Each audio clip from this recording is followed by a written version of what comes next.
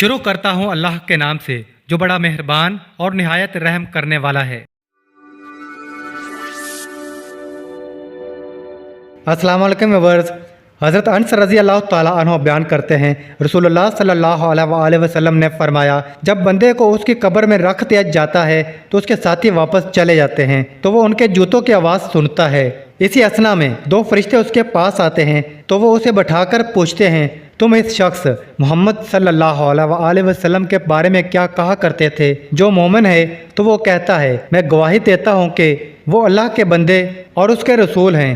اسے کہا جاتا ہے جہنم میں اپنے ٹھکانے کو دیکھ لو، اللہ نے اس کے بدلے میں تمہیں جنت میں ٹھکانہ دے دیا ہے۔ وہ ان دونوں کو ایک ساتھ دیکھتا ہے۔ رہا منافق و کافر شخص تو اسے بھی کہا جاتا ہے، تم اس شخص کے بارے میں کیا کہا کرتے تھے؟ تو وہ کہتا ہے، میں نہیں جانتا، میں وہی کچھ کہتا تھا جو لوگ کہا کرتے تھے۔ اسے کہا جائے گا، تم نے حق بات سمجھنے کی کوشش کی نہ پڑھنے کی۔ اسے لوہے کے ہتھوڑوں کے ساتھ ایک ساتھ مارا جائے گا تو وہ چیختا چلاتا ہے، جسے جن و انس کے سوا اس کے قریب ہر چیز سنتی ہے۔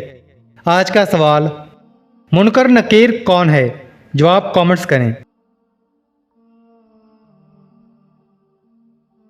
اللہ تعالی ہمیں ان احادیث مبارکہ پر عمل کرنے اور اپنی زندگیوں کو سنوارنے کی توفیق عطا فرمائے، آمین۔